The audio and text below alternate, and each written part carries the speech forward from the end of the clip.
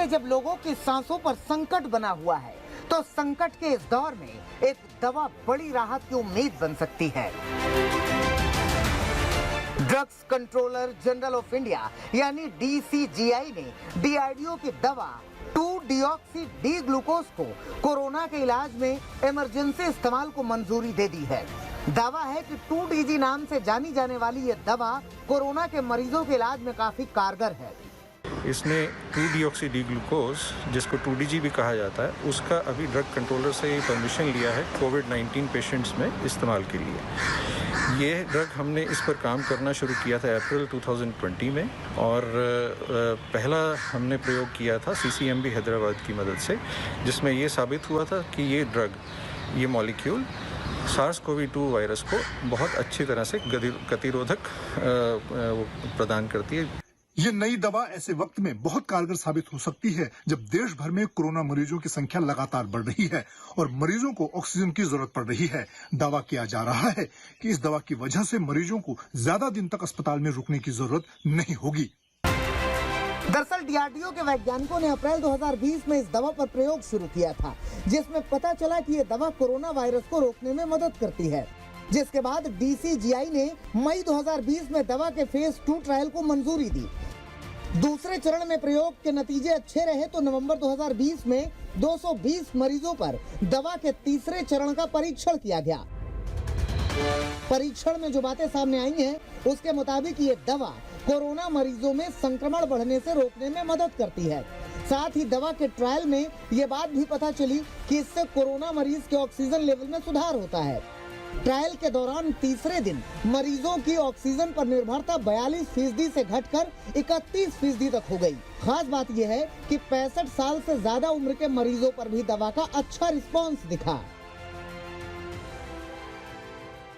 उसके रिजल्ट्स ये बताते हैं कि पेशेंट्स में जो ऑक्सीजन डिपेंडेंस है उसको भी कम करने में ये दवा काम कर रही है, स्टैंडर्ड केयर के अलावा भी। स्टैंडर्ड केयर के साथ इसका प्रयोग करने से भी इसका बहुत फ़ायदा हो रहा है पेशेंट्स को एडिशनल।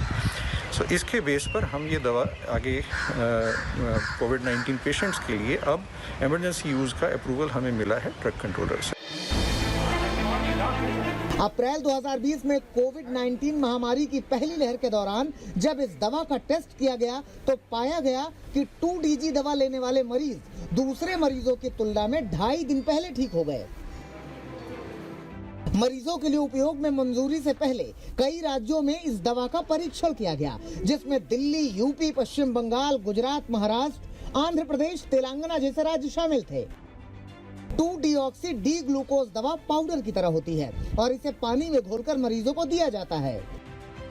2-डिऑक्सी डी ग्लूकोज दवा के अप्रूवल के साथ सवाल इस दवा के प्रोडक्शन का भी है, जिसके जवाब में DRDO का कहना है कि इस दवा का बड़ी मात्रा में उत्पादन आसानी से किया जा सकता है।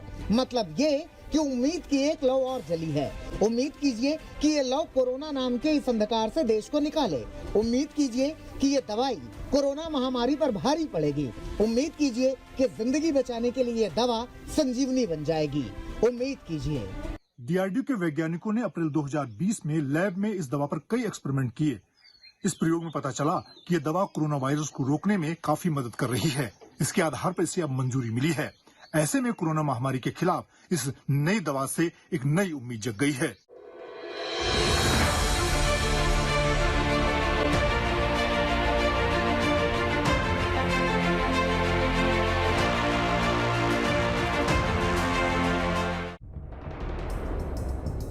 कोरोना पर काबू पाने के लिए यूपी सरकार पूरे एक्शन में है और इसकी एक बड़ी झलक उस वक्त दिखाई दी जब यूपी के CM योगी आदित्यनाथ अचानक मुरादाबाद के मनोहरपुर गांव पहुंच गए। योगी आदित्यनाथ होम आइसोलेशन में रह रहे कोरोना के मरीजों से मिले और उनका हालचाल जाना। मुरादाबाद सदर विकास खंड के मनोहरपुर गांव का भी दौरा करके आ रहा हूं, जहां पर कोविड पॉजिटिव के कुछ केसेस थे जो होम आइसोलेशन में हैं।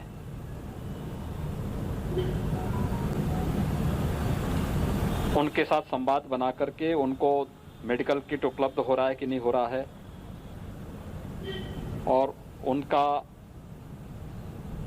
ICCC के साथ संवाद है या नहीं है, इन सब मुद्दों पर उनसे भी चर्चा की है। अपने दौरे में योगी आदित्यनाथ ने गांव के लोगों से बात की, पूछा कि इस संकट के दौर में क्या उन्हें मदद मिल रही है या नहीं। दरअसल योगी के इस दौरे का मकसद प्रदेश के गांवों में कोरोना को लेकर जमीनी तैयारियों का हाल जानना है, क्योंकि इस तरह की खबरें सामने आ रही थी कि पंचायत चुनाव के बाद कोरोना से यूपी के कुछ गाँवों में लोगों की जान गई है। गाँवों में बढ़ते कोरोना के मामले को देखते हुए योगी आदित्यनाथ ने प्रदेश के गांवों में विशेष सैनिटाइजेशन अभियान चलाने के निर्देश दिए हैं। इसके साथ ही गांव के लोगों को किसी तरह का लक्षण पाए जाने पर उन्हें दवा भी मुहैया कराई जा रही है। कोशिश इसी बात की है कि किसी भी तरह कोरोना की लहर को गांव तक पहुंचने से रोका जाए। जो अभियान है कोविड मैनेजमेंट का, उसी के तहत एक जो सर्वे चल रही है गांव-गांव, जैसे CSC मोहनलालगंज में 212 टीमें बनी आशा बहुओं की, रोज वो 75 घर जाती है। उसमें लोगों से बात करके पता लगाते हैं कि उनको कोई सिम्टम या कोई इस तरह की चीज़ है कि नहीं। उसके आधार पे उनको मेडिकल किट देते हैं, काउंसलिंग देते हैं। फिर उसके बाद टीम आके RT टीम उसकी जाँच भी करती है, ताकि उनको सही समय पे ही उनको दवा मिल जाए और उनको आइसोलेट करके संक्रमण को भी रोका जाए। उत्तर प्रदेश में लॉकडाउन और सरकार के बड़े कदम के बीच संक्रमण की दर में लगातार कमी देखने को मिल रही है। इस बीच अब सरकार ने अपना फोकस गांवों पर लगाया है, ताकि यहां महामारी लोगों की जान पर भारी न पड़ सके।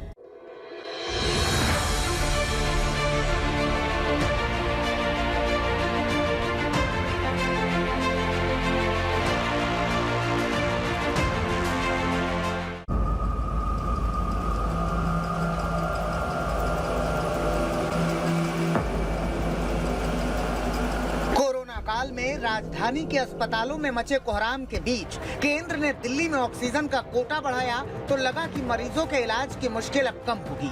लेकिन 2 दिन बाद ही दिल्ली में ऑक्सीजन सप्लाई पर सरकार फिर केंद्र से गुहार लगाती नजर आ रही है। सरकार का कहना है कि दिल्ली में ऑक्सीजन की सप्लाई फिर कम कर दी गई है, जिससे मरीजों के इलाज में संकट हो सकता है। 5 मई को दिल्ली को पहली बार 730 टन ऑक्सीजन मिला। उसके लिए हम केंद्र सरकार के भी शुक्रगुजार हैं।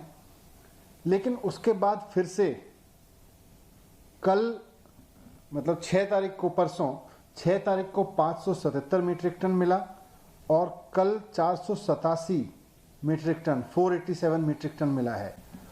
487 मीट्रिक टन के बेस पर हमारे लिए हॉस्पिटल्स की सप्लाई को मैनेज करना बहुत मुश्किल है, क्योंकि जैसा मैंने कहा लगभग 700 मीट्रिक टन की डिमांड है। हैरानी की बात यह है कि राजधानी में सुप्रीम कोर्ट के आदेश के बाद भी ऑक्सीजन की कम सप्लाई हो रही है, क्योंकि शीर्ष अदालत साफ शब्दों में कह चुका है कि दिल्ली में 700 मीट्रिक टन से कम ऑक्सीजन की सप्लाई मंजूर नहीं है। तो सुप्रीम कोर्ट ने भी कहा है कि दिल्ली की डिमांड को, दिल्ली की जरूरत को पूरा किया जाए। सेंट्रल गवर्नमेंट से हमारी भी रिक्वेस्ट है कि जिस समय अब हमको 700 मीट्रिक टन करंट पेशेंट्स जो हमारे भर्ती हैं उनके लिए चाहिए, उसमें कंप्रोमाइज़ करना उन पेशेंट्स के लिए ठीक नहीं है। हालांकि सरकार का प्लान है अपने इंफ्रास्ट्रक्चर को आगे बढ़ाना और उसके लिए हमें और भी ऑक्सीजन की ज़रूरत पड़ेगी, लेकिन करंट डिमांड, करंट जो ज़रूरत है हॉस्पिटल की, वो करीब 700 मीट्रिक टन की है, उसमें कम ना करें। हालांकि सुप्रीम कोर्ट के आदेश के बीच केंद्र सरकार दूसरे राज्यों में भी ऑक्सीजन की बढ़ती मांग की दलील दे रही है।